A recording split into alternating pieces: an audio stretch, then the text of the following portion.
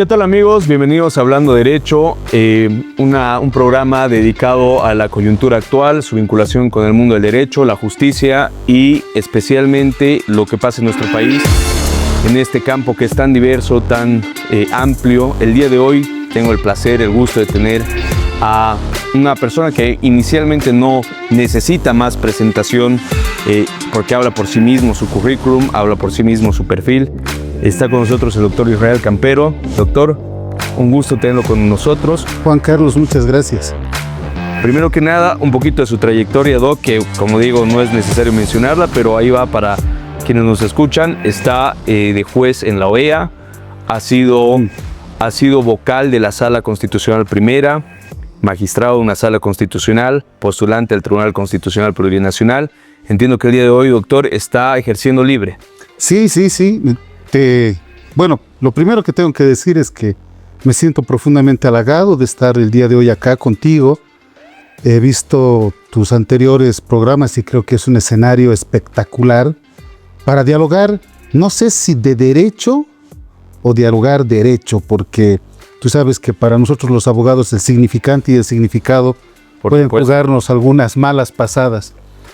Pero sí, casualmente respecto a esto de la vocalía y de que hoy estoy en el ejercicio de la profesión, ayer me hacía una evaluación. ¿Cuántos amparos habré proyectado? ¿Cuántos amparos habré defendido? ¿Y cuántos amparos habré resuelto? Porque antes de ser vocal yo era abogado de la profesión libre y creo que es el escenario más apasionante de todos. Y sí, tienes razón, aún estoy ejerciendo la jurisdicción en el Tribunal Administrativo de la Organización de Estados Americanos, pero bueno, seguro esto será un tema aparte. Seguro que sí, doctor, es verdad. Hablar de derecho, hablar de justicia es bastante amplio, es bastante complejo. La idea de este programa, doctor, es que la gente que probablemente no tiene el conocimiento de saber qué es lo que está pasando, tenga un mínimo contacto siquiera con este campo, digamos, ¿no? Porque hay muchas cosas que pasan, sobre todo en nuestro país, que creo que nos da mucho material para hablar sobre, digamos, lo que es la justicia, de alguna manera, digamos lo más compacto, digamos. Doctor, usted decía que antes de ser vocal, fue abogado en el ejercicio de la profesión libre. Sí. Y después de ello fue parte de una de las primeras salas constitucionales del país. Sí, yo lo digo con mucho orgullo, respetando pues absolutamente todos nuestros departamentos. Yo he sido el presidente de la primera sala constitucional del país. Porque claro, si nosotros somos puristas, no faltará nadie que diga Sucre es la capital, la sede del órgano judicial está en Sucre, pero indudablemente es La Paz el lugar donde se debaten los temas más importantes de la vida democrática del país, los temas más relevantes de la limitación a los poderes, que es básicamente el universo del derecho constitucional, pero donde tienes el mayor circuito, además de impugnación. Naturalmente, tú lo sabes, a la acción de amparo constitucional se llega después de haber agotado vías impugnativas, sea en sede administrativa o sede jurisdiccional. Tenemos el órgano ejecutivo como sede central en La Paz y bueno, pues tenemos una gran cantidad de casos, o teníamos una gran cantidad de casos. ¿Cómo ha sido el camino, doctor, de el ejercicio libre a constituir la primera sala constitucional del país? Yo tuve la fortuna, son las cosas de la vida, yo inicio mi carrera fascinado por el derecho romano. Fascinadísimo por el derecho romano, que además, dicho sea de paso, el derecho romano es una piedra esencial para el derecho civil, y el derecho civil es el derecho más culto de todos, indudablemente. Vean ustedes el Código Civil y de dónde viene el Código Civil y cuál es la influencia del derecho romano, las instituciones de Justiniano hasta hoy, ¿no? Hasta hoy. Basta decir que no hay métodos o formas de garantizar las obligaciones superadas al derecho romano. La fiducia, el pinus, la prenda siguen siendo los clásicos métodos de garantías obligacionales. Y claro, yo fascinado por el derecho romano, primero pensé que debía ser civilista, pero llegué al derecho constitucional y a pesar de que me sentí fascinado en primera instancia, porque luego cambié, me sentí fascinado por la lógica del poder y la organización del Estado dentro del derecho, lo cual para mí ahora es un error. Abracé un derecho constitucional muy politizado, ¿no? Los cientistas políticos, la filosofía política eran los que mandaban o comandaban los pies del derecho constitucional. Termino abrazando el derecho constitucional y el derecho procesal, y la vida así, bueno, y Dios, que es todo prodigio, me llevó a participar de las comisiones codificadoras de los códigos Allende el año 2010. Y nuestro primer trabajo fue la redacción de la ley del Tribunal Constitucional. Un primer experimento para un muchacho de 26, 27 años era todo un... O sea, el 2010 ya se estaba planificando este nuevo arribo constitucional, digamos. El 2009 tenemos la nueva Constitución. La Constitución del 2009 manda que en un tiempo prudencial determinado por la propia norma constitucional se elaboren 5 leyes fundamentales: el órgano judicial, Tribunal Constitucional, órgano electoral, régimen electoral y marco de autonomías. Participamos en todas ellas, en algunas más que en otras, pero nuestra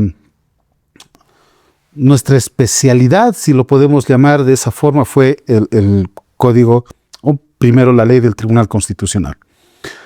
Pero habían cosas que teníamos que superar, aún habían instituciones procesales que teníamos que superar, y nos dimos un plazo, bueno, digo nos dimos, creo que de mala forma, el legislador se dio un plazo más y empezamos a trabajar inmediatamente el Código Procesal Constitucional.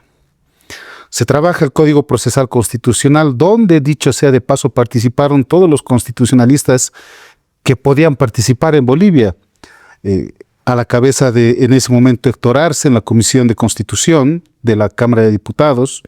Estuvieron Jorge Asbun, Horacio Andaluz Vega Centeno, José Antonio Rivera Santibáñez, Jorge Mostajo, y yo, que como siempre digo, era el que traía y llevaba los cafés.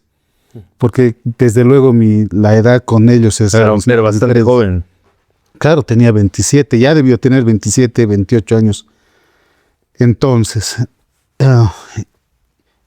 y la vida quiso que decida abrazar el derecho constitucional. Y bueno, entre medio, mis cursos en Argentina, la posibilidad de conocerlo a Bulillín, cambiar mi perspectiva del derecho constitucional, abrazar el positivismo jurídico como lo abrazo ahora, y como tú lo sabes, después haber conocido a algunos amigos en común, Juan Antonio García Amado, los amigos de la Escuela de Génova, las cosas fueron cambiando, las situaciones fueron cambiando, y ahí pues me tienes que, producto de una norma de creación de las salas constitucionales, yo decido apostar por entrar al otro lado o pasar al otro lado de la vereda. Hasta ese momento yo criticaba a los jueces, como creo que hacemos todos, y esto es cierto. Incluso alguna vez cuando yo dicté una decisión lo decía. Nadie está de acuerdo con lo que dicta un juez. Es más, incluso el que gana en muchas oportunidades está en contra de lo que ha dicho la autoridad judicial.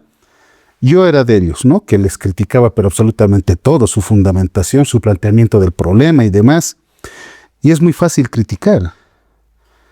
Otra cosa es estar ahí en ese momento, decidir. Por supuesto. Y me animé a la empresa de formar parte de una primera corte de vocales constitucionales, con esa jerarquía de vocales, y creo que fue la experiencia, después de haber pasado por la universidad y ser docente, la experiencia más subliminal que tuve. Claro, jamás igualada al hecho de ser padre, pero sí la experiencia en lo académico más noble, más espectacular, no tiene un contenido. Doctor, seguramente vamos a hablar más adelante sobre la función de la Sala Constitucional, pero me deja en este momento, ahora que me pone un poco en contexto de cómo se dio este arribo a la Sala Constitucional y a las salas constitucionales, que usted ha sido parte de la creación del Código Procesal Constitucional, ¿sí? pero en ninguna parte de la Constitución y tampoco en la normativa procesal que estaba en ese momento vigente se había delimitado que específicamente sean salas constitucionales las que vean cuestiones de genética constitucional. Sí. Porque antes lo hacían juzgados penales, de sentencias. Civiles. En alguna oportunidad civil. Familia. Exacto. Pero sobre todo los penales, ¿no? Sobre todo los de yo te sentencia. comento algo. La idea de la jurisdicción especializada en materia de tutela de derechos, esto es las 5 acciones constitucionales de tutela, no es de reciente cuño. Es más, cuando se trabajaba el Código Procesal Constitucional, ya hubo una fuerte oleada de ideas para que sean jueces especializados, digamos entre comillas constitucionalistas, aunque en palabras de Juan Antonio García Amado, de José Antonio Rivera Santibáñez, todos son constitucionalistas hasta que se demuestre lo contrario. Pero bueno, entre comillas constitucionalistas se hagan cargo de conocer y resolver cuestiones de tutela de derechos fundamentales, cuestiones constitucionales. Pero no tuvo buen puerto por una multiplicidad de razones. Digamos que una de las más importantes siempre fue aquella que tiene que ver con el presupuesto del órgano judicial. Es increíble. El órgano judicial funciona con el 0.5% del presupuesto general del Estado. Es muy lamentable eso. Y mucho del presupuesto se va a servidores públicos, a mantener el aparato burocrático, un aparato burocrático que en lo personal creo que es un desperdicio, pero bueno, este será tema de otro debate.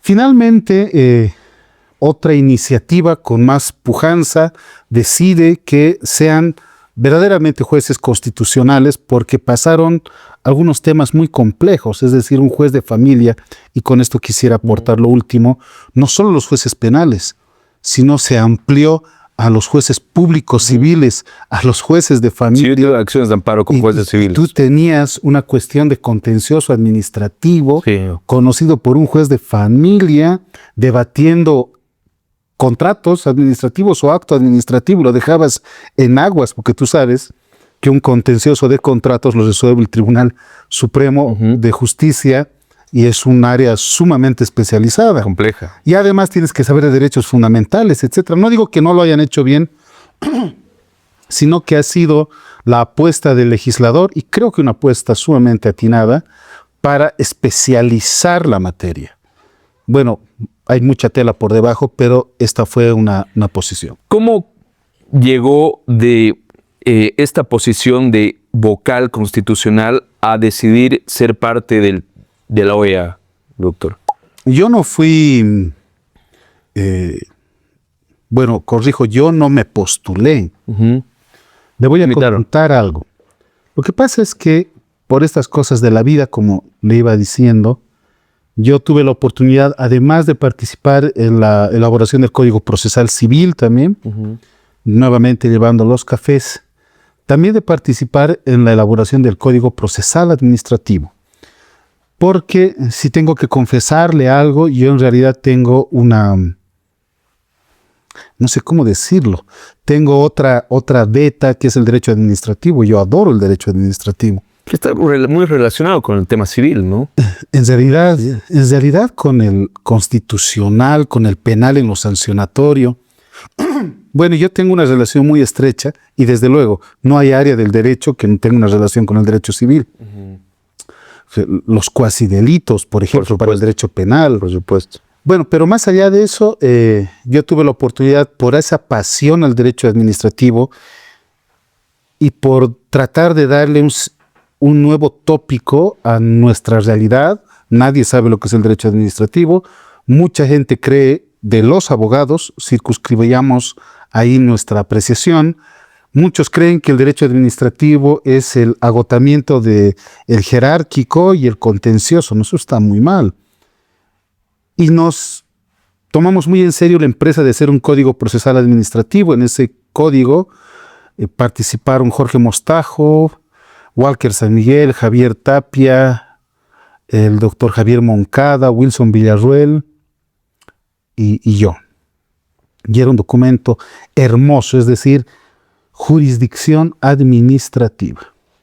No sabe cuánto hemos perdido porque no hayamos podido hacer que se trate esa ley en el legislador. Nuestra ciudad parece Berlín cuando Posguerra. posguerra, segunda Guerra Mundial, tiene usted toda la razón. Y estamos en una ciudad que debiese ser demandada por responsabilidad patrimonial del Estado. Muchas cosas pasan por estos baches, desde que se nos arruinan nuestros autos hasta que puedes causar algún tipo de daño a un tercero por imprevisibilidad, no del agente, sino de quien está a cargo del mantenimiento de la urbe. Y de esto se encarga el derecho administrativo y nadie lo logró ver. Los tiempos políticos son complicados, pero ahí usted tiene una beta hermosa, gigantesca. ¿Y usted cree, doctor, que este tipo de leyes, digamos, que no han logrado nacer a la vida por quedarse en procedimiento legislativo, hayan sido suspendidas o paralizadas o prácticamente dejadas a un lado por cuestiones necesariamente políticas? No. O quién sabe, si ya nosotros lo vemos en perspectiva. Digo quién sabe porque el sujeto pasivo de la acción del proceso administrativo siempre va a ser la administración. Claro. Siempre. Claro. Y algo más, mire, qué importante sería, yo sé que muchas personas que están en el universo de la política te conocen y demás, que presten pilas, porque en el Código Procesal Administrativo y en una ley aparte yo propuse la ley de la acción de repetición. Uh-huh. No saben lo importante que es la ley de la acción de repetición, es decir, tú, servidor público, desde el más básico servidor público hasta el presidente del Estado, daño económico al Estado, acción de repetición, el Estado paga porque debe pagar y es un mal pagador, el Estado paga, pero el Estado repite. No tenemos ley de acción de repetición. Claro. Todos hablan muy sueltamente que se tiene que repetir en contra del presidente, del ministro, vicepresidente, del viceministro y demás. Pero nunca pasa. Nunca pasa porque no tienes norma. Ojo, cláusula abierta del procesal civil, todas las acciones no nominadas al proceso civil. Pero si tuvieses una ley de acción de repetición con un establecimiento casi de un proceso monitorio, pienso en voz alta, tienes allanado un camino. Ojalá que lo tomen en serio. Ese es un derecho administrativo. Yo hice más o menos ese pensamiento de la nominación del Código Civil para interponer esta acción de los jaguares que hace poco se dio a conocer, en donde prácticamente se dio una especie de derecho supletorio, digamos, utilizando un vacío que no está establecido, que es justamente el de el tema ambiental, porque no existe un procedimiento, digamos. Así. Y creo que podría utilizarse para muchos otros campos, ¿no? Pero creo que falta tal vez creatividad. Sí, falta creatividad y en algunos casos especialidad y en algunos casos voluntad. Bien. Yo estaba viniendo, manejaba con cierta velocidad, lo debo reconocer porque lamentablemente me atrasé y nuevamente me disculpo públicamente ante todos y pensaba muy seriamente que quizá tú me vayas a preguntar qué significa ser juez. Y me puse en una propia encrucijada, por eso casi me choco. Responsabilidad por omisiones o acciones indebidas. Y sabes, yo creo que viendo de lejos, muchas de las actitudes más importantes de la historia de la humanidad son actos de valentía. Yo me acuerdo de un profesor que falleció de Derecho Administrativo, uno de los grandes, Gordillo, cuando explicaba las medidas cautelares administrativas que nosotros no conocemos, pero que les hemos ido dando tónico en la jurisdicción constitucional, decía, la medida cautelar es un acto de valentía. Es un acto de valentía, porque no en pocas oportunidades basa en el derecho administrativo y en el constitucional, especialmente postular una medida cautelar que va a suspender los efectos de algún tipo de decisión de la máxima autoridad del Estado o de muchas autoridades del Estado, seguro pronto hablaremos de eso. Pero doctor, creo que esa valentía muchas veces se ve influenciada y limitada por un carácter, y debo decirlo porque lo he visto, político, ¿no? Muchas veces estas medidas cautelares no se emiten o se emiten por tal vez la susceptibilidad de que tenga algún perjuicio por agentes políticos. Yo le pongo un ejemplo a lo que me refiero. Hace mucho tiempo atrás, todavía creo que no estaban las salas constitucionales vigentes, hubo una crisis del agua el 2016. Yo interpuse una acción constitucional y también interpuse una por el uso de dinamitas en protesta y pedí medidas cautelares y nunca hubo un pronunciamiento de las medidas cautelares y siento que fue porque de por medio estaban autoridades del Ejecutivo vinculadas, ¿no? Y creo que eso puede ser algo subjetivo, puede ser una afirmación subjetiva, pero ¿usted no cree que pueda llegar a tener alguna influencia en el ejercicio de un juez, digamos, sobre todo de genética constitucional? Probablemente. Lo digo porque usted ya estuvo ahí. Ya estamos lejos, ¿no? Probablemente. Por eso lo que te digo es muy importante. Yo comenté esta mi respuesta y me dijeron es una respuesta muy dura. Sí. Miren, hay una presunción de que judex ex peritum et peritorum, o que el juez conoce el derecho, presunciones simples verdaderamente, pero sin embargo, superando esas presunciones, o sea, pensemos bien, los jueces conocen el derecho, los jueces están formados. ¿Qué necesitan para promover una medida cautelar de estas características, medidas cautelares muy fuertes o decisiones de fondo muy fuertes? No olvide usted que en materia constitucional la cautelaridad casi es una decisión anticipada, ¿no? Por supuesto. Si le damos un tópico procesal a la medida cautelar, es una medida anticipatoria, provisional, pero anticipatoria. No hay forma de proveer una medida cautelar si no existe la suficiente verosimilitud del derecho, y no hay forma de promover una medida cautelar si no existe el evidente peligro en la demora. Pero además, ojo, no hay forma de promover una medida cautelar si no existe la proporcionalidad y en efecto la temporalidad de la misma. Pero sí, tienes toda la razón. Es probable que el universo político pese mucho, y no solo de un lado, ¿sí? Cuando yo digo el universo político, me estoy refiriendo a oficialismo y oposición, oficialismos u oposiciones de ambas brechas, que pueden llegar a afectar una decisión llana de la autoridad. Seguro que sí. Cuando entramos a este campo, doctor, ya hablando un poquito sobre las salas constitucionales, nuevamente un poquito más profundo, y usted lo dijo también, en el universo político no está limitado a uno de los lados. Hay oposición, hay oficialismo y hay disidencia y hay distintos elementos. Hay medios de comunicación, organizaciones sociales. Por supuesto. Pero en esta última época, durante los últimos 5 años por lo menos, ha habido una serie de emisiones de fallos constitucionales que han tenido trascendencia política, y eso ha generado que tanto figuras hoy de oposición o de oficialismo o autoridades pasadas critiquen la función de las salas constitucionales por los regímenes de cautelaridad, por las sentencias que se han emitido.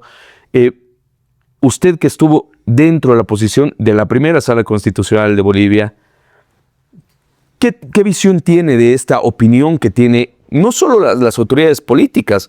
La población cree que las salas constitucionales, y se lo digo con lo mejor, la posición de la ciudadanía es que las salas constitucionales han servido muchas veces de herramientas para fines políticos.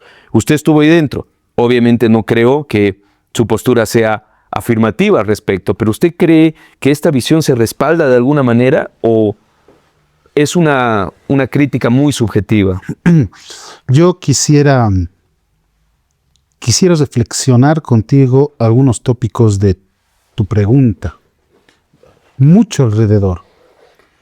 Lo primero que creo es que muy buena culpa de cómo se ve a la jurisdicción constitucional hoy en día es culpa de los políticos. Y cuando digo de los políticos, digo los políticos A, los políticos B, ¿no? Anverso y reverso de la misma moneda.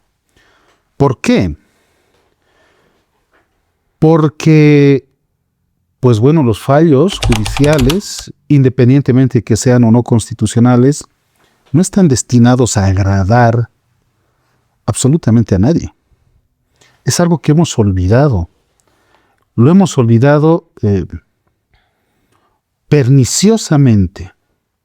El juez no es un político que le tiene que agradar a la ciudadanía, no debiese ser un juez populista, agradar por sus fallos. Claro, hay mucho populismo jurídico, ¿no? Sí, seguro. Mire usted una frase del derecho romano, que la recopila Luigi Ferraioli en el prólogo que le hace al libro de Perfecto Andrés Ibáñez, Tercero en Discordia, se lo recomiendo. Yo recomiendo ese libro toda vez que veo a alguien, pero me parece que es un texto extraordinario. Dice, sine spe, sine meto, sin esperanza y sin miedo, las bases del juez. El problema es que el orden político, debido a sus intereses, a fallo que sale, fallo que disparan de un u otro lado. ¿Qué he dicho yo los últimos meses atrás? Yo sostuve que los políticos, cuando traen una cuestión política a la jurisdicción, deben ser conscientes que los métodos por los que van a resolver las cuestiones políticas no son políticas, sino jurídicas. Claro. Los métodos con los que se resuelven las cuestiones políticas son métodos políticos, es decir, oposición y oficialismo quieren tal proyecto de ley, sáquele un artículo, ponga esta cláusula, este artículo, etc. Es una negociación. Y en todos los órdenes políticos soy muy rudimentario, sé, en el ejemplo que doy en la producción de una norma. Esto no puede pasar en una sentencia. En una resolución usted no le puede decir, a ver, para la parte accionante le vamos a poner un por tanto que más o menos le interese para que no se moleste la oposición o viceversa. Es una tontería. Y nosotros debemos ser conscientes que los últimos años han sido de alta densidad política. De alta densidad política, donde los políticos, el primer lugar donde han ido a tocar las puertas ha sido la jurisdicción. Y no les ha gustado ni a oficialismo ni a oposición los resultados de sus fallos. ¿Qué le quieren pedir? Si nosotros fuésemos serios, ejecutivo, legislativo y judicial, respetaríamos nuestros fallos. Todos, yo creo que todos somos conscientes y van a estar de acuerdo conmigo con esta afirmación. De cada 10, 9 critica al órgano judicial y el 10º no lo hace porque está muy ocupado. De cada 10, 9 critica al órgano judicial porque son una tropa de inútiles, corruptos y demás. Muy bien. ¿Sabían ustedes que el Ejecutivo y el Legislativo, no digo el electoral, pues lamentablemente el electoral no aparece en el mapa, lamentablemente lo digo porque es un órgano de poder, ¿sabían ustedes que el Ejecutivo y el Legislativo son peores que el judicial? Yo he tenido enfrentamientos, digo enfrentamientos porque me han atacado y yo no tuve la oportunidad de decirles nada con algunos legisladores de oficialismo y de oposición. Claro, muy poco sólidos, sí, la verdad, pero ¿cuántas leyes ha producido la legislatura que está a punto de concluir el mes de noviembre de este año? ¿Cuántas leyes? No la ley que declara Día del Oro, respetando muchísimo a nuestros hermanos auríferos y a todas las áreas del conocimiento, los oficios y demás. ¿Cuántas leyes de fondo? Ya había la propuesta de debatir la ley de violencia contra la mujer. Una ley que tiene que ser tratada más allá de los intestinos, tiene que ser tratada con razón. Tenemos que plantearnos sobre la mesa cuál va a ser el carácter de una presunción. ¿Por qué le vamos a asignar o qué grado de verosimilitud le vamos a asignar a la denuncia de una víctima, etcétera? No hemos tratado absolutamente nada. Desde el primer día de la legislatura de este último periodo hemos tenido fracaso tras fracaso. El Ejecutivo, ¿cómo qué cosas buenas ha hecho el Ejecutivo? ¿Quiere que le diga algo? Al órgano judicial, incluyendo al Tribunal Constitucional, se lo cuestiona, no son santos, no son ángeles. El federalista decía, si los hombres fueran ángeles no habría necesidad de crear leyes, no lo son, pero ojo, el judicial está en toda Bolivia, como los militares. El judicial emite una cantidad astronómica, bueno, estoy exagerando, una cantidad muy fuerte de decisiones diarias, entre sentencias, autos de vista o provisiones de fondo. ¿Qué nos propone el legislador y el ejecutivo? Leyes mal hechas, cero leyes, se quejan por fiscalización, seguro vamos a hablar de eso y les vamos a dar una lección ya finalmente de qué es lo que sucedió. Y el ejecutivo, ¿qué hace el ejecutivo? ¿Qué hacen los medios de comunicación? Este espacio, Juan Carlos, déjeme decirle que es espectacular, porque los medios de comunicación tiran para donde quieren y hacen de verdad tropelería y media porque pueden crucificar a una persona antes de escucharla. Creo que excedido. No. En realidad no hay un tiempo, doctor. Más bien me parece muy interesante todo lo que dijo, pero quiero pensar y recapitular algunas de sus afirmaciones, doctor. La primera fue que el político ha ido al órgano jurisdiccional para atender cuestiones muchas veces políticas. Absolutamente. Esta no es una forma de reconocer, aunque sea indirectamente, doctor, la influencia política que existe en el sistema judicial. No lo sé, y si la respuesta fuera sí, esto pasa en todo el mundo.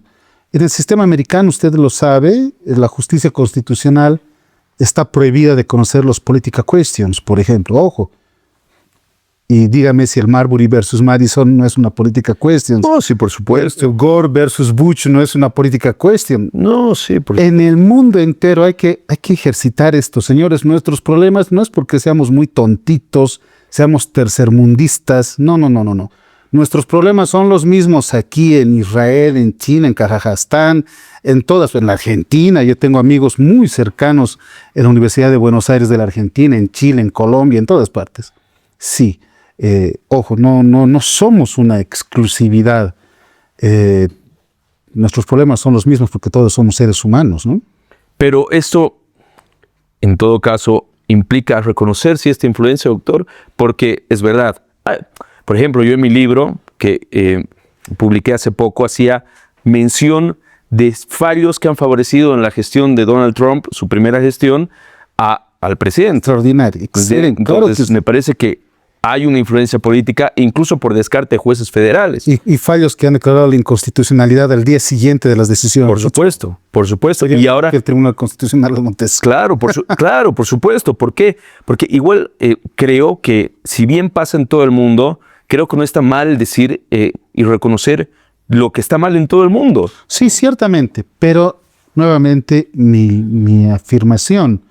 Yo celebro mucho que seas uno de los abogados que más piensa, porque yo te sigo, te conozco. Gracias, doctor. Mi primera acción constitucional, estrenándome de vocal constitucional, fue una acción de libertad, etcétera. Es mucho tiempo, y tú has sabido diferenciar los fallos de la academia. ¿Qué nos enseñan a nosotros en argumentación jurídica? Pues nos enseñan mucho, ¿sí? Pero algo que a mí se me quedó para siempre es que, en el fondo, para la técnica, a la jurisdicción y a la academia le interesa ver la calidad de fundamentación de la decisión.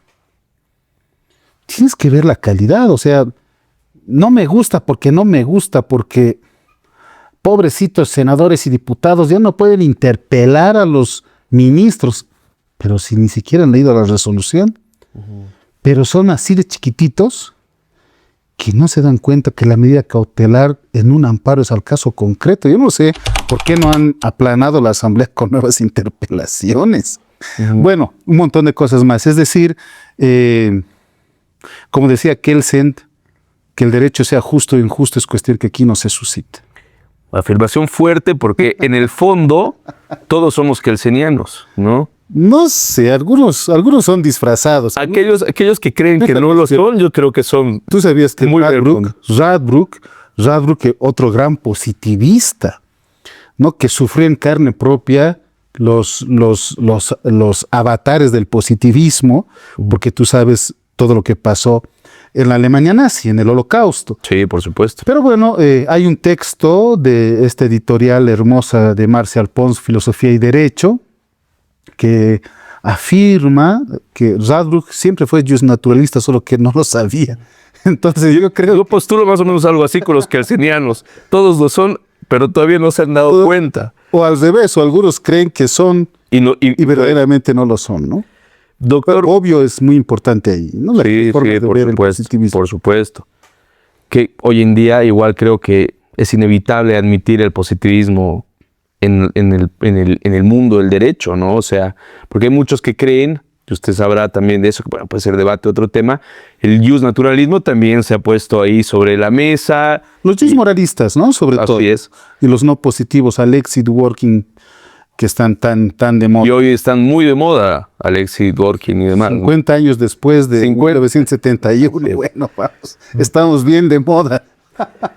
Doctor, usted nos mencionó un caso en concreto que fue la interpelación de ministros.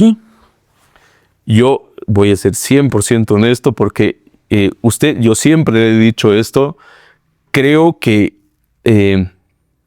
esa decisión ha tenido un efecto político muy fuerte. Sí, seguro que sí. Probablemente los legisladores, con esa idea limitada de la cautelaridad de la interpelación, han tenido una especie de velo. Se han dado cabeza con cabeza. Que podríamos decir una especie de vivir en la caverna, digamos, y ver lo que se le reflejaba en la pantalla, pero que ha tenido efectos políticos sin lugar a dudas. Entre esos, que se haya cesado la interpelación a los ministros.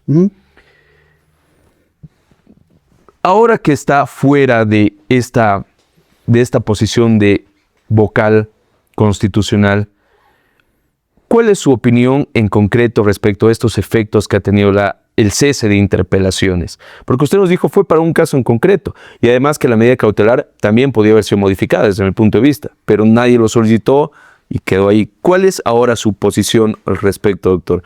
Hoy en día se reafirmaría que esa ha sido una posición que no ha tenido un efecto político fuerte, o ¿qué nos podría decir sobre este fallo? Quisiera decirte muchas cosas. Y la primera es preguntarte si te gusta Eduardo García de Enterría.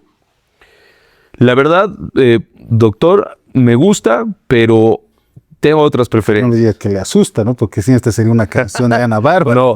No, como usted... yo les comento por qué esto. Eduardo García de Enterría es probablemente insuperado, falleció hace no mucho, uno de los administrativistas más grandes, por lo menos de Iberoamérica.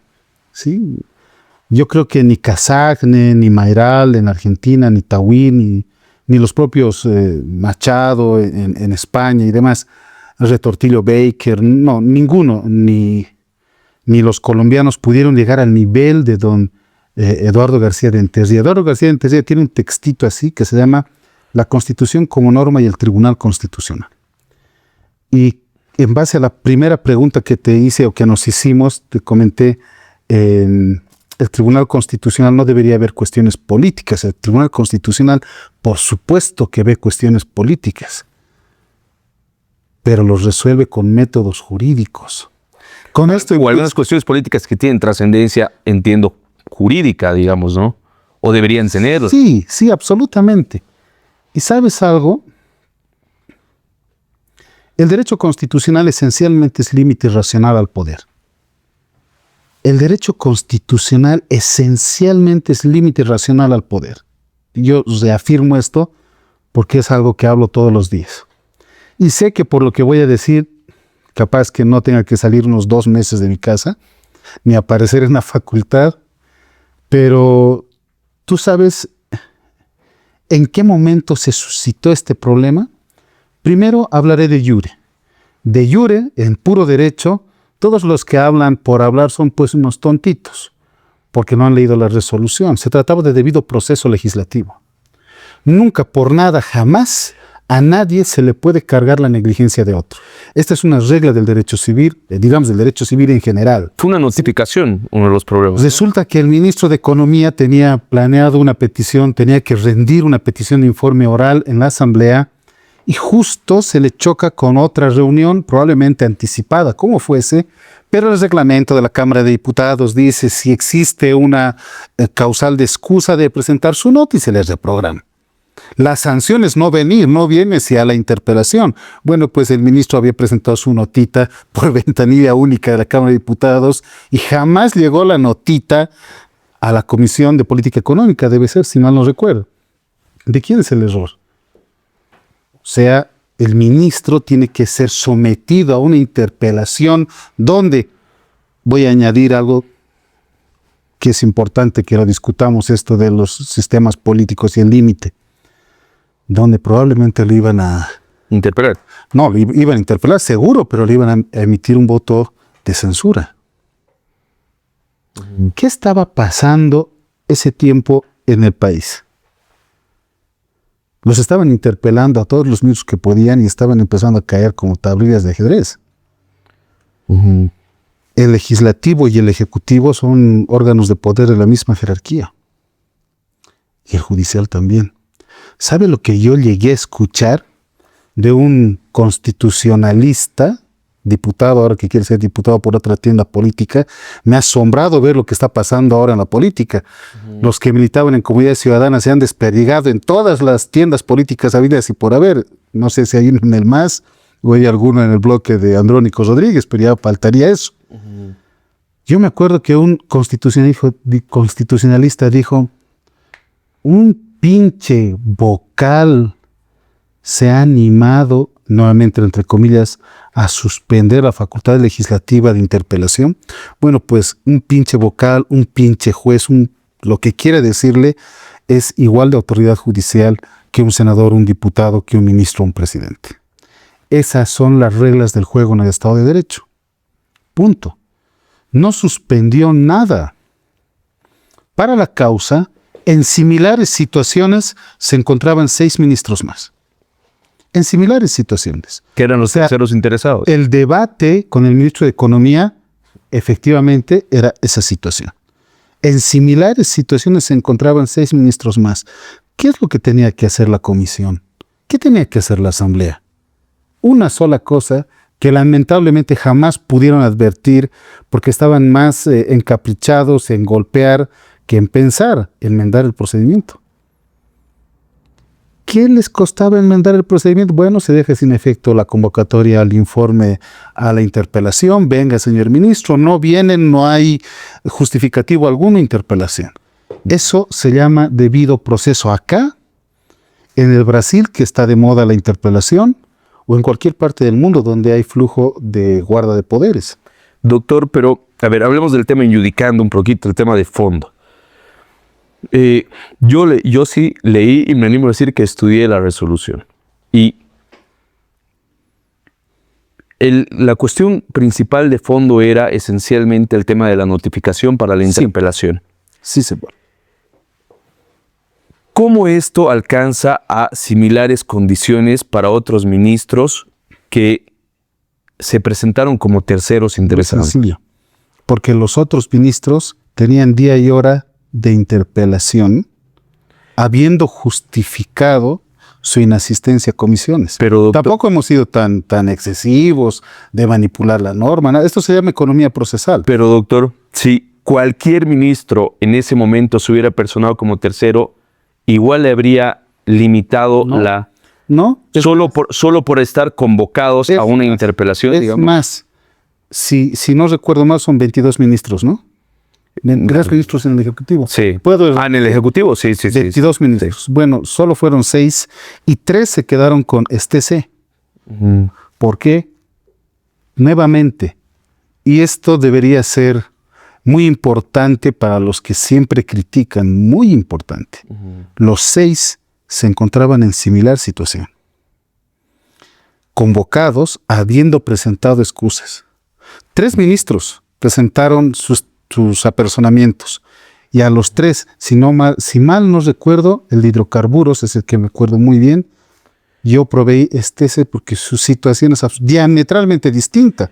Pero la redisposición sí decía que en cuanto no se resuelva esta cuestión en revisión, se suspendía, o sea, no se podía emitir convocatoria para interpelación.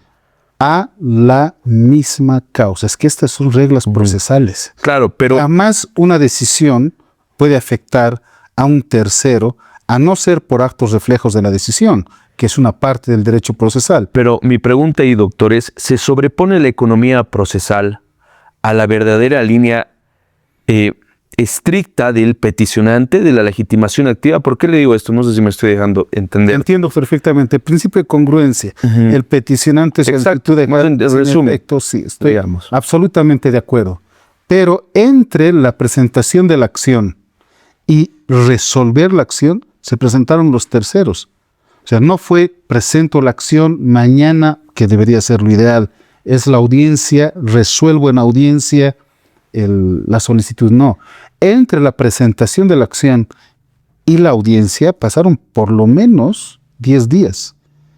Entre la notificación y la audiencia están los 6 apersonamientos, con la misma carga probatoria. No estamos...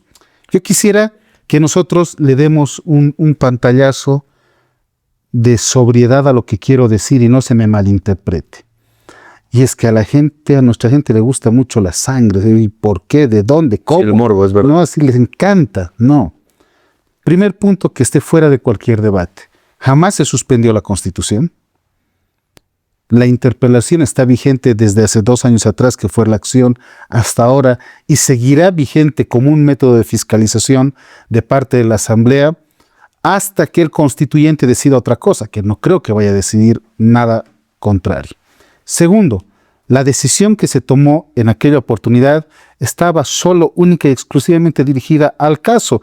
Y quien diga que esto no es así, lamentablemente es alguien que no conoce derecho procesal. ¿Por qué? Porque nadie puede determinar una cuestión que no sea normativa, sino eminentemente de tutela de derechos, más allá de lo previsto, o del objeto del proceso, del objeto de la acción. Y tercero, en todo momento, todos los que estuvieron criticando la decisión, especialmente legisladores, tenían la oportunidad, como legisladores, miren ustedes, dándose su propio lugar, de presentar al Tribunal Constitucional una modificación a la medida cautelar, porque una medida cautelar, en el área que fuese, no sienta derecho. Es eminentemente temporal, porque es un mero instrumento para garantizar los efectos de alguna determinada decisión.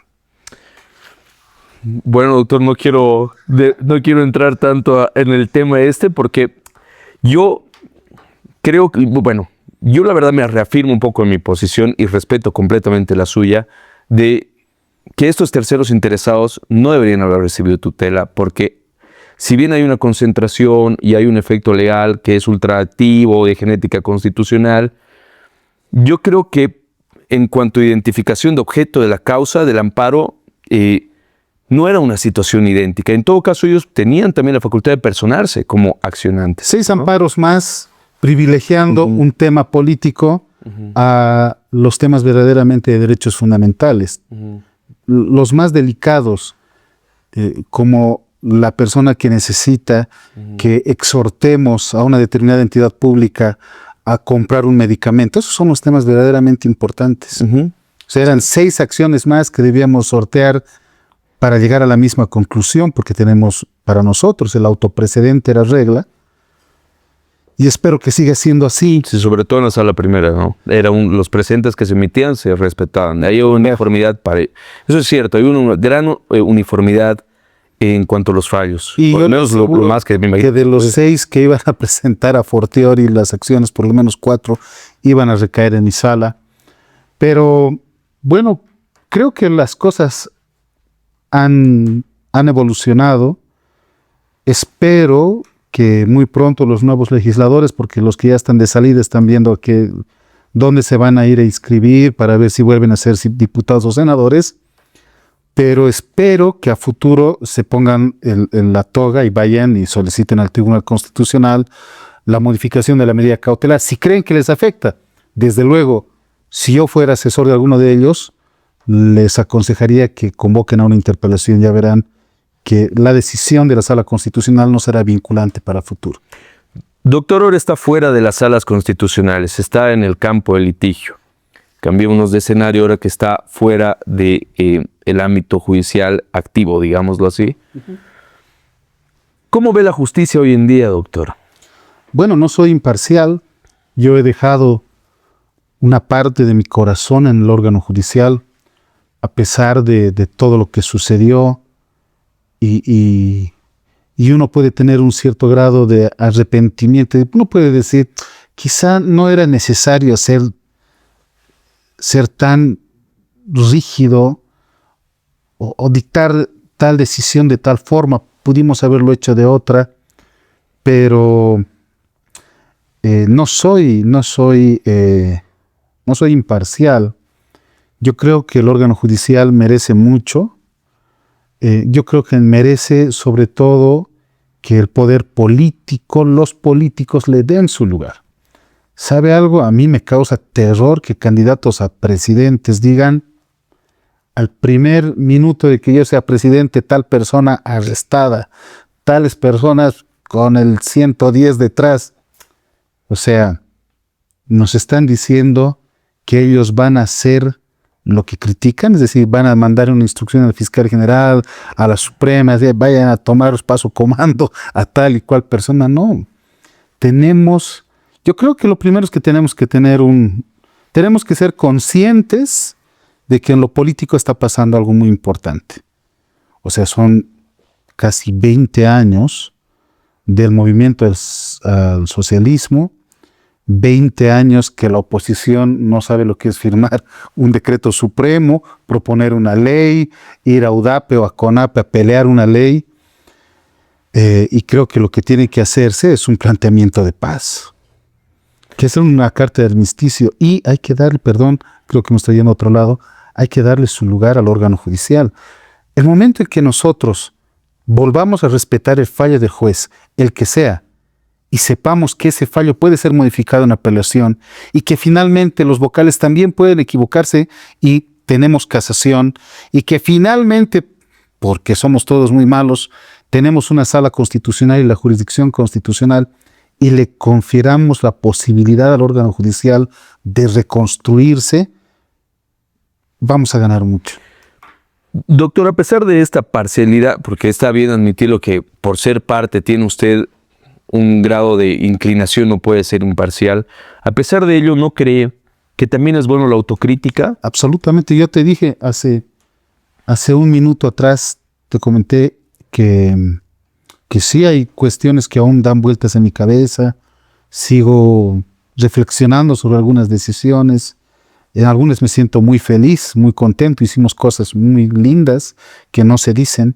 A nosotros nos recuerdan por las cosas malas, nadie recuerda las cosas bellas. No, por supuesto, que yo le comentaba un fallo que se emitió sobre las mujeres en situación de lactancia con la detención preventiva que ha marcado línea jurisprudencial.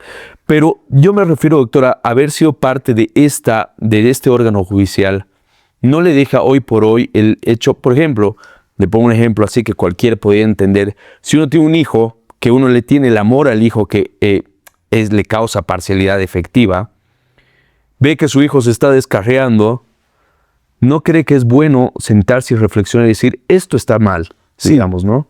Y eso es lo que queríamos hacer. Uh-huh. Nosotros estábamos, y lo seguimos estando, comprometidos con el Estado de Derecho, ¿sabe?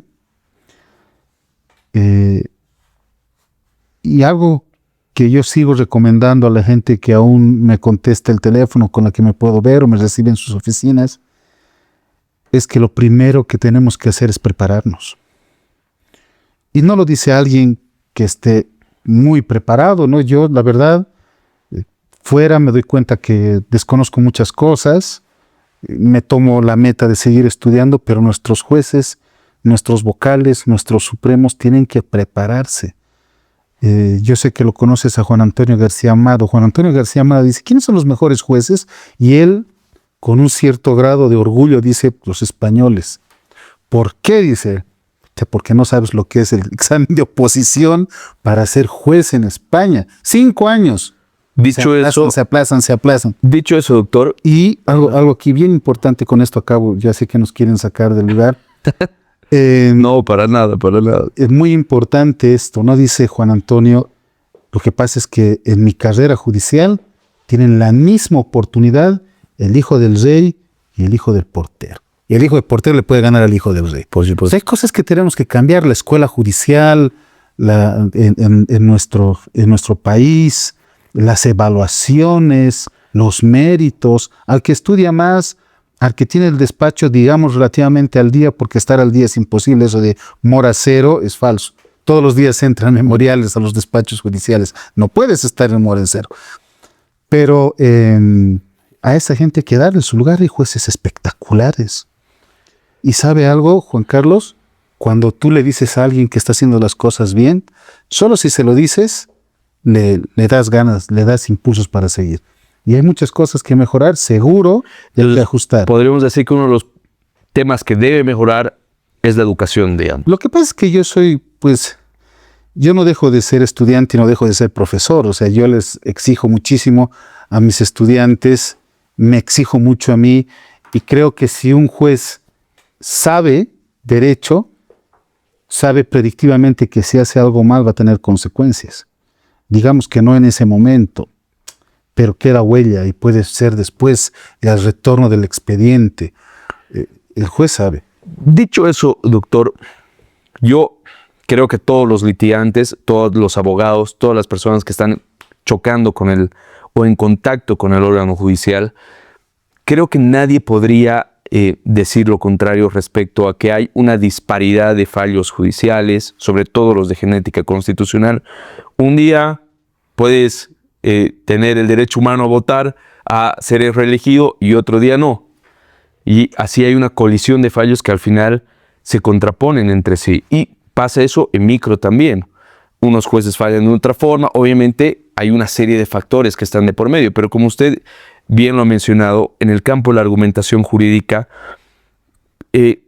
lo que busca además es pensar es la justificación. Absolutamente. Y la justificación en nuestro país y en los fallos creo que es algo que está fallando muchísimo. No sabemos. Juan Carlos, no sabemos. Y no sabemos no porque seamos nuevamente muy tontitos. Tenemos que darnos las herramientas. Pero cuando, por ejemplo, doctor, usted va a pedir una acción constitucional ahora que está fuera, termina, resuelven y usted pide una aclaración, una complementación o lo hacen penal. Está suficientemente claro. Está todo claro, no hay nada que complementar, gracias, se acabó la audiencia. Creo que eso es un resumen. Me apagan la luz, ¿no? Claro, y ya está uno solo ahí ya. Y mi complementación. Sí, absolutamente. Entonces, pero ¿no cree que eso es una muestra de que hay un problema en la justificación de los fallos? Trabajarlo. Hay que pelearlo. Hay que pelearlo. Y además no tenemos que ser. Mira, yo ahora no soy de los que dispara al órgano judicial, ¿no? Tenemos que abrirnos. Tú recordarás lo que decía Manuel Atienza, pues que el juez dicte como quiera dictar, pero que justifique. Claro. Porque la justificación es la regla de impugnación. Pero sí tienes razón, yo también soy presa de esto, me apagan la luz, estoy solo, digo si estoy con alguien en la sala de audiencia. O si es virtual. Seguro que sí. Apagaba el micrófono y murió hoy. Pero es un trabajo que ojalá lo haga el Consejo de la Magistratura con más seriedad. Y que nos dejemos de romances. Nos hemos llenado de romances. El derecho no es moda. La moda está bien para las cosas superficiales, para el conocimiento es repugnante. Dejémonos de modas, veamos perspectiva de género, pero realmente de forma científica, veamos convencionalidad de forma científica, veamos las instituciones del derecho que parece que han sido suprimidas por estas modas, ¿no? La teoría de los contratos, obligaciones, perspectiva de género, cuidado que no cumpla la obligación porque hay que darle algún grado de hay un abuso, perspectiva. ¿no? Claro, hay un abuso. Que el derecho convencional y los marcianos y demás. No, señores, vamos a recobrar el derecho de fondo, vamos a fallar con perspectiva de género racional, pero además le vamos a dar al derecho convencional el lugar que merece. Para ir cerrando, doctor, hace poco se develó una de los casos tal vez más fuertes de los últimos 20 años. Por lo menos, ¿no? O al menos, por lo menos, doctor, de esta última gestión de gobierno que ha habido. Porque no sé lo que haya pasado en otros casos. ¿Qué sabor le deja el caso Consorcio que se ha velado entre una supuesta intervención del Ministerio de Justicia, de estos ministros que al fin y al cabo pertenecen a otro campo, digamos, y de su aparente influencia en vocales, en jueces. Yo sé que usted me dijo que tiene una grave parcialidad con el órgano judicial, pero creo que es algo que hay que hablarlo, ¿no? O sea, es algo que ha ocurrido y es importante saber qué nos deja eso, digamos. A mí me ha dejado un profundo dolor. Para los que no creían que tengo sentimientos, me ha dejado una profunda afectación porque yo soy abogado de la magistrada Fanny Cuakir ahora. Y de creer que esa resolución en Coroico era producto de una demencia transitoria de alguien, a, pasados los actos colectivos probatorios, advertir que estaban involucradas una serie de autoridades que además yo conocía. Por favor, el doctor Iván Campero era decano del Tribunal Departamental de Justicia cuando yo era vocal. El presidente del tribunal, Iván Córdoba, era mi par en mi primera gestión de vocal. Fue desagradable, pero me dejó con una sensación muy amarga, porque pues yo participé de las elecciones judiciales y perdí como en la guerra, y lo acepté. No logro aún encontrar la respuesta, porque claro, el proceso seguirá, encontrar la respuesta para que personas de el calibre, pensemos por un momento bien, intelectual que tienen, cometan semejante actitud en contra de alguien que, fuera de cualquier debate, ha sido elegida con la segunda votación más grande del país. Estas son las reglas del juego. Pues a mí, y aquí entre nosotros, el magistrado por la paz al Tribunal Constitucional me parece absolutamente irrelevante, pero es el magistrado. Y es la autoridad que la paz ha decidido para el Tribunal Constitucional. Pero usted entonces coincide que este caso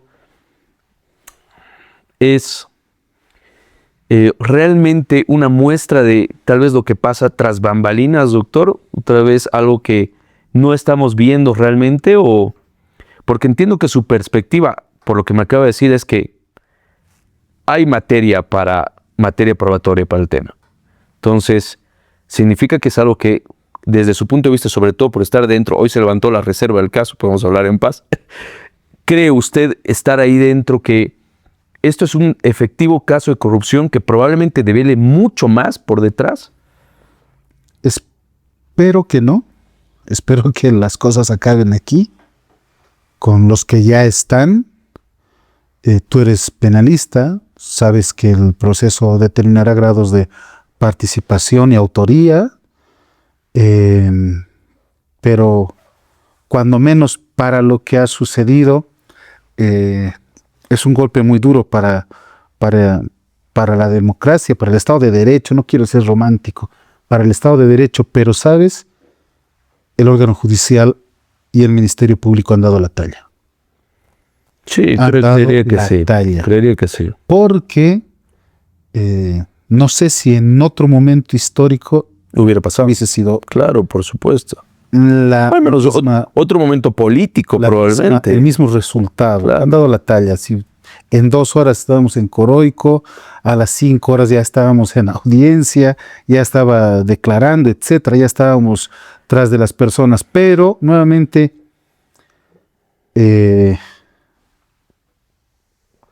seguro va a haber mucha tela por cortar. ¿Usted cree llegar a una sentencia, doctor? Nosotros vamos a apostar por esto, ¿no?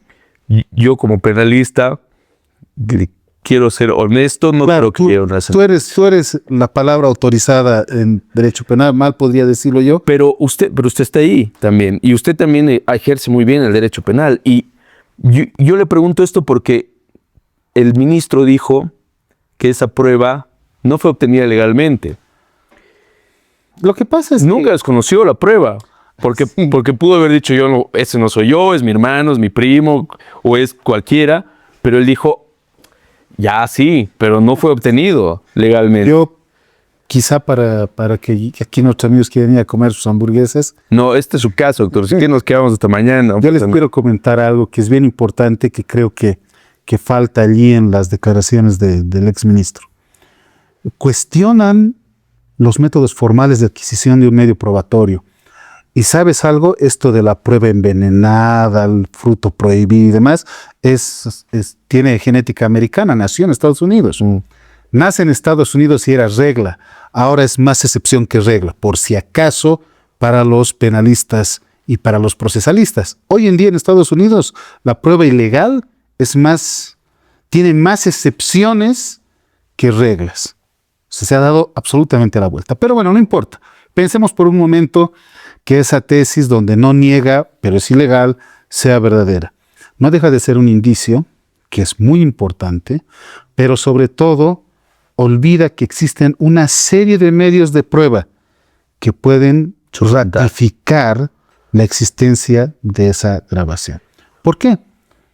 Porque no debemos olvidar que ahora, el fin institucional del proceso ha cambiado.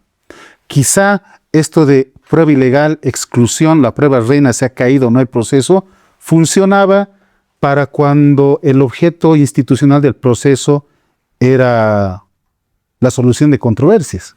Ahora no.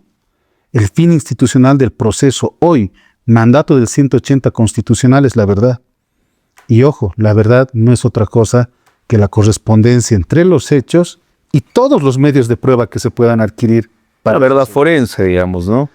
Sí, tiene un montón de nombres, pero a mí me gusta mucho esto de la verdad y el debate de la verdad por Tarufo y todos sus amigos. Claro. Me hizo recuerdo un caso, al Santiago Nino. Carlos Santiago Nino, gran profesor de la Universidad de Buenos Aires. Nosotros lo hemos matado. Siempre digo esto, ¿no? Muere en La Paz el año 1993. Venían las reformas constitucionales del 94. Amargo hecho para el mundo de la doctrina. ¿Tú eres positivo? Sí, creería que sí. Bueno, yo soy positivo, él no lo era. No lo era. La influencia de Owen Fis lo marcó. Claro, por supuesto, pero él no lo era y eso me trae a colación este tema de la prueba, porque él Su tesis doctoral es sobre derecho penal. es sobre derecho penal y además tuvo pronunciamientos esenciales sobre los juicios de Nuremberg, ¿no? Además de eso, ojo, Carlos Santiago Nino fue el ideólogo de las juntas militares. Claro, por Su supuesto. gran libro, Juicio al Mal Absoluto, es una remembranza de los juicios de las juntas militares. Y esta aseveración que me hacía sobre la prueba y el hecho y cómo ahora es una posible excepción más que una regla, el tema de la valoración probatoria, que la dogmática probatoria es un mundo igual infinito, creo, pero Nino decía que cuando se trataba del caso de los juzgados por Nuremberg, había que ampliar un poco la valoración probatoria, el tema procesal, la obtención, qué sé yo. ¿Por qué? Para acomodar un poco el valor humano que existía de por medio, ¿no? Justificar tribunales ad hoc. Sí, exacto, exacto. Esto fue tremendo. Y eso es, desde su punto de vista, hoy en día, en casos como este, ¿cree que es aplicable, doctor? No es necesario.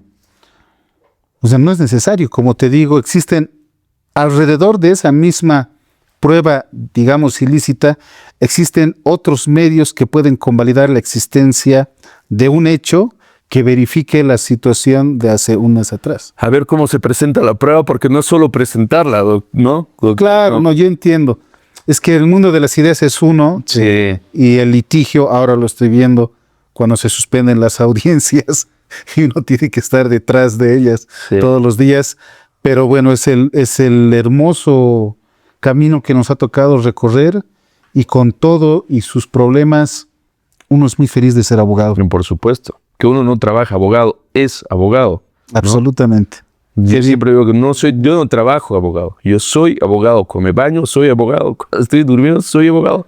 Claro. Creo que eso es fundamental. Extraordinario. Uno no deja su sombrero y deja de ser abogado. Por supuesto. Doctor, para cerrar. Hoy, aquellos que no creen en la justicia, que dudan de los fallos judiciales, que dudan de las salas constitucionales, ¿qué les puede decir para cerrar este episodio de Hablando Derecho? Bueno, yo primero a los políticos. Estamos a días de modificar los órganos políticos por excelencia. probablemente aconsejarles que ingresen con un alto grado de respeto al órgano judicial. Es muy importante que suceda esto porque el momento en que respeten al órgano judicial, no lo ataquen, no lo lastimen, van a dejar entrever que la ciudadanía igual lo haga. O sea, si un senador le da palo a un juez, cualquier persona lo hará, creerá que es moneda de uso corriente. Y no, señores, no lo es. Y si esto pasa, vamos a tener una sociedad que va a creer más en nuestros jueces. Tengamos confianza en que existen buenos jueces, existen magníficos jueces, también existen malos. Seguro el órgano judicial en su sistema se va a encargar de ajustarlos, pero mi primer pedido, si vale la pena de un pobre ciudadano de a pie más, es que vamos a confiar que los políticos le den el lugar que merece el órgano judicial. Cuando esto suceda, yo les apuesto que todo va a empezar a cambiar. Doctor, muchas gracias por tenerlo aquí. Gracias por su Gracias tiempo. por haberme traído. Queridos amigos, hemos concluido. El día de hoy hemos tenido un invitado más que especial. No se olviden seguirnos en las redes sociales, YouTube, Instagram, TikTok, y compartir este episodio que seguramente va a nutrir bastante nuestro contenido jurídico. Muchas gracias. Gracias. Buenas noches.